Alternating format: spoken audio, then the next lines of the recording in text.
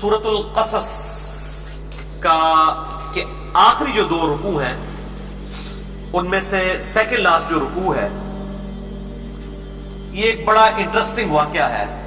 سیدنا موسیٰ علیہ نبینا علیہ السلام کے زمانے میں ایک شخص تھا جس کا نام تھا قارون. ہمارا چینل سبسکرائب کرنا اور نوٹیفیکیشن بیل آن کرنا نہ بھولیے گا تاکہ ہمارا رابطہ برقرار رہے. جسے اللہ تعالیٰ نے بہت دولت کے ساتھ نوازا تھا.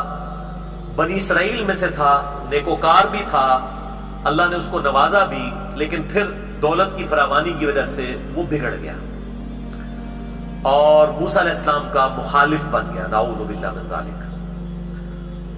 اور یقین کریں یہ جو سٹوری ہے یہ اس کو سٹوری نہ سمجھیے گا, ایک ریالٹی ہے اور یہ آج تک اسی طریقے سے قائم ہے. آج بھی لوگوں کا وہی ایٹیچیوڈ ہے جو اس زمانے میں امیر لوگوں کے بارے میں لوگوں کا ایٹیچیوڈ ہوا کرتا تھا. ان قارون کان من قوم موسیٰ, بے شک قارون قوم موسیٰ میں سے تھا. فبغى علیہم, تو اس نے ان پر سرکشی کی.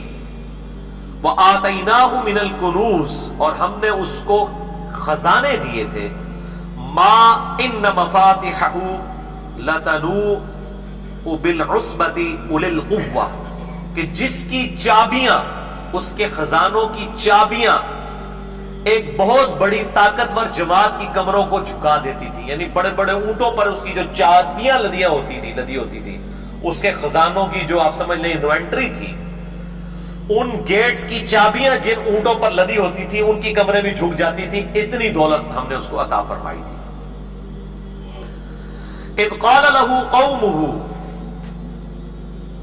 جب کہا اس کی قوم نے اس سے, لا تفرح, مت شیخی بگاڑ, ان اللہ لا يحب الفرحین, بے شک اللہ تعالی شیخی بگاڑنے والوں کو, اترانے والوں کو پسند نہیں فرماتا.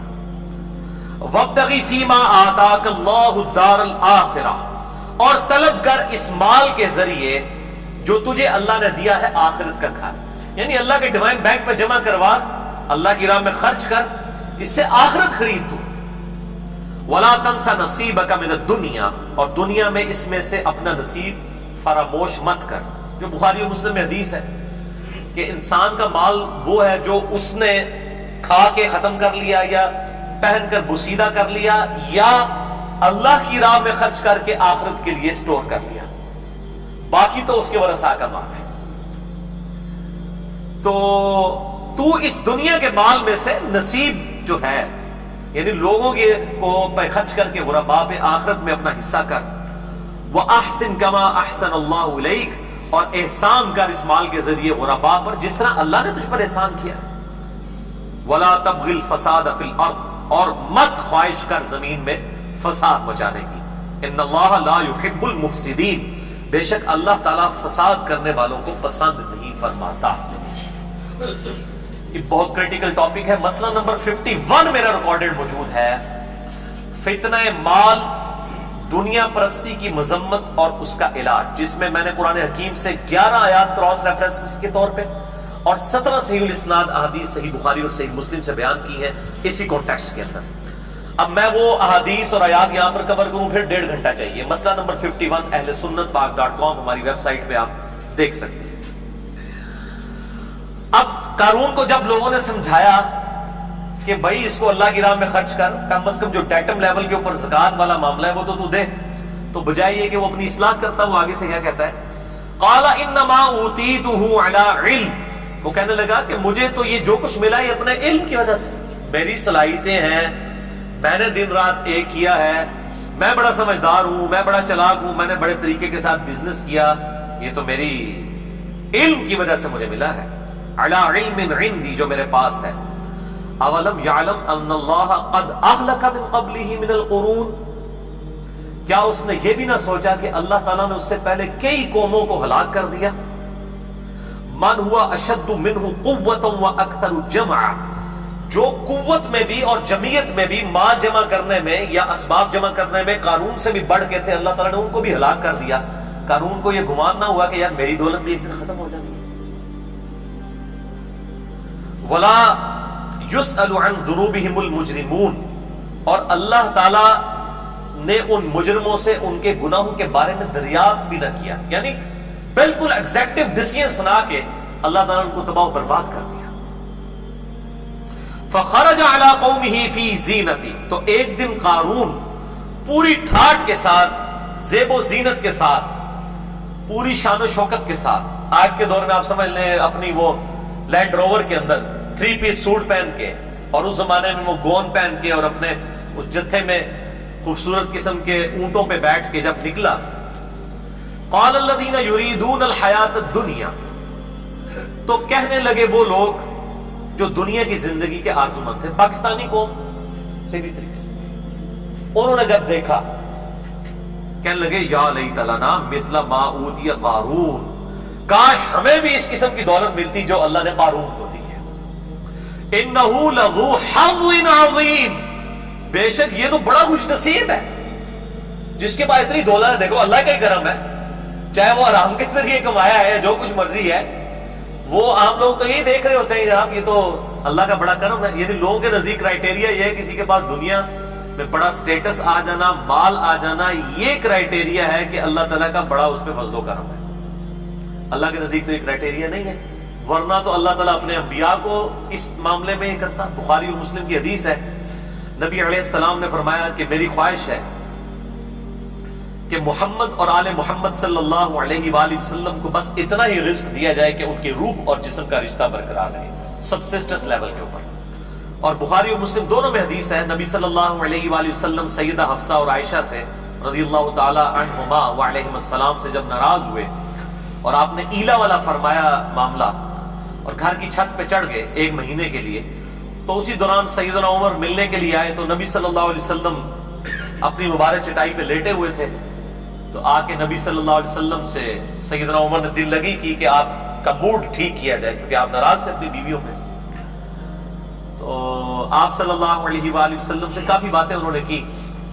آپ صلی اللہ علیہ وسلم اٹھے اور سیدنا عمر نے دیکھا کہ آپ کے جسم مبارک پہ چٹائی کے نشان ہیں، یہ بخاری مسلم دونوں میں حدیث ہے، یعنی اوپر کرتا بھی نہیں تھا، صرف تہمت باندھی ہوئی تھی آپ صلی اللہ علیہ وآلہ وسلم پہ۔ سیدنا عمر نے رونا شروع کر دیا، یا رسول اللہ صلی اللہ علیہ وآلہ وسلم، کیسر و کسرا، رومن اور پرشین امپائر کے ہیڈز دنیا کے مزے لوٹ رہے ہیں، اور آپ اللہ کے رسول ہو کے اس حال میں۔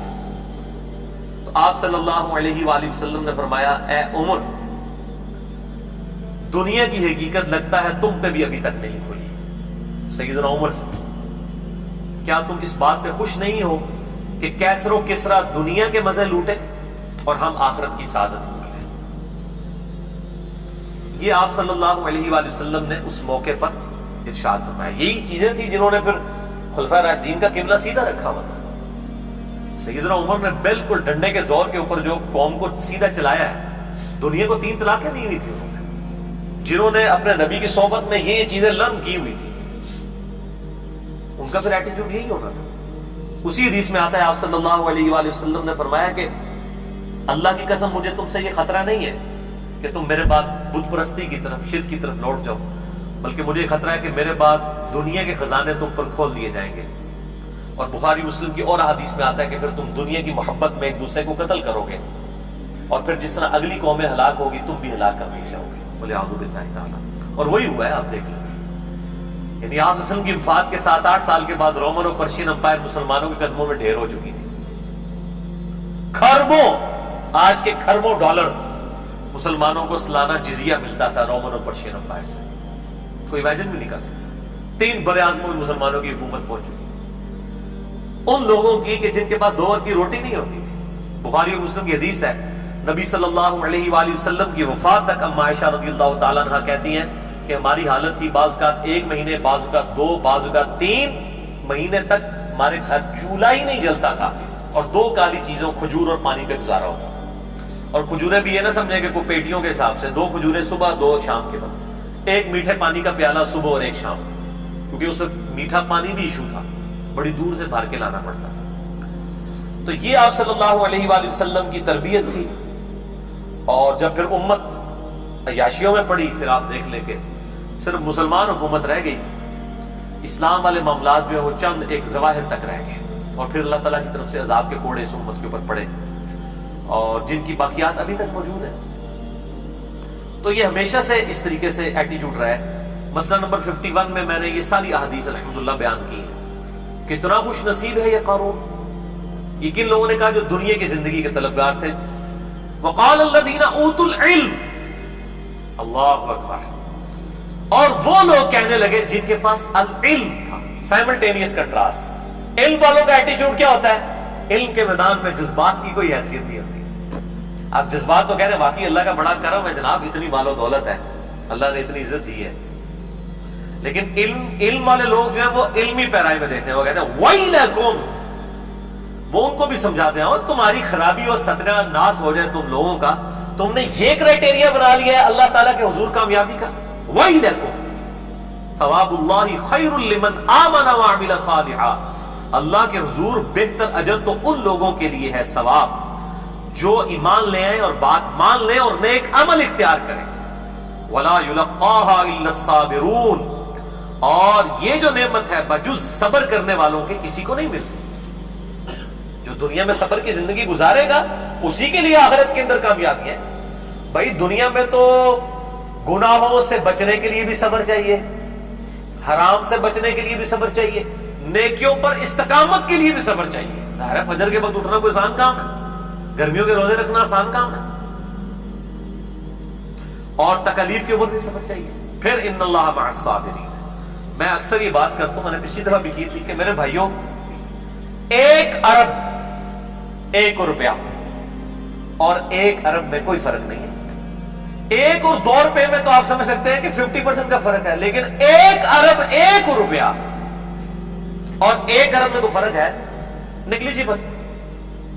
اور صحیح مسلم کی حدیث ہے کہ دنیا اور آخرت کی مثال یہ ہے کہ جیسے کوئی سمندر میں انگلی ڈبوئے، اس کے ساتھ جو پانی لگے گا وہ دنیا کی زندگی اور سمندر آخرت ہے.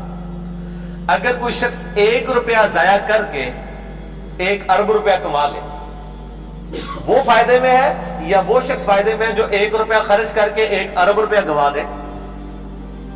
ظاہر ہے جو 1 روپیہ خرچ کر کے. تو یہ 1 ارب اور 1 روپے کی جو ریزیمبلنس ہے یہ بھی نہیں بنتی دنیا اور آخرت کی، کیونکہ وہ انفینٹ لائف ہے. بلکہ یہ ریشو پروپورشن تو قبر کی زندگی اور دنیا کی زندگی کا نہیں بنتا. آپ قبرستان چلے جائیں، آپ کو میجارٹی مردے ایسے ملیں گے کہ جن کی اپنی عمریں اتنی نہیں تھی، اس سے زیادہ ان کی قبر میں زندگی گزر چکی ہے. اگر ان کی آپ ڈیتھ کی ڈیٹ نکالیں، بلکہ ابھی آج سے آپ جو 100 سال پہلے تک لوگ مرے ہوئے ہیں ان کی اپنی عمریں تو اتنی نہیں تھی، اور جو 1400 سال یا 10,000 سال پہلے لوگ مرے ہوئے ہیں ان کی اپنی زندگی کتنی ہوگی، لیکن قبر میں اس سے زیادہ زندگی گزر چکی ہے. اور آخرت کی زندگی تو ابھی باقی ہے. صرف قیامت کا دن ہی 50,000 سال کا دن ہے. اس کے ساتھ ہی آپ کمپیئر کریں تو بندہ انبلیویبل ہے. تو اللہ تعالیٰ فرماتا ہے کہ یہ صبر کرنے والوں کے لیے ہے. ان لوگوں نے کہا فَخَسَفْنَا بِهِ وَبِدَارِهِ الْأَرْضِ، پس ہم نے غرق کر دیا قارون کو بھی اور اس کے گھر کو بھی زمین میں، یعنی وہ اپنی دولت کے سمیت زمین میں دھسا دیا گیا. وَلِعَوْذُ بِاللَّهِ تَعَالَى فَمَا كَانَ لَهُ مِنْ فِئَةٍ يَنْصُرُونَهُ، تو کوئی ایسی جماعت نہیں تھی جو ہمارے مقابلے پہ اس کی مدد کر سکتی، من دون اللہ، اللہ کے مقابلے پر. وَمَا كَانَ مِنَ الْمُنْتَصِرِينَ، اور نہ ہی وہ اپنا انتقام لے سکا. اللہ سے کون انتقام لے سکتا ہے؟ وَأَصْبَحَ الَّذِينَ تَمَنَّوْا مَكَانَهُ بِالْأَمْسِ، اب وہ لوگ جنہوں نے کل تک تمنا کی تھی کہ اسی بھی اس طرح دے امیر ہوتے، جب انہوں نے دیکھا کہ اپنی دولت کے سمیت دھسا دیا گیا زمین میں، انہوں نے صبح اس حال میں کی کہ وہ آرزو کر رہے تھے یقولون وَإِكَأَنَّ اللَّهَ يَبْسُطُ الرِّزْقَ لِمَن يَشَاءُ مِنْ عِبَادِهِ وَيَقْدِرُ. اب پتا چلا کہ اللہ تعالیٰ جسے چاہتا ہے رزق کشادہ دیتا ہے، جسے چاہتا ہے تنگ کر لیتا ہے. یعنی رزق کا زیادہ یا کم ہونا اس کی بزرگی کی یا اللہ کے حضور کامیابی کی دلیل نہیں ہے. لولا امن اللہ علینا لخسف بنا، اگر اللہ ہم پر احسان نہ کرتا تو ہم بھی زمین میں دھسا دیے جاتے. یعنی اگر یہ اینڈ یہی ہونا تھا قارون کا تو شکر ہے اللہ تعالیٰ نے ہمیں دولت نہیں دی ہے.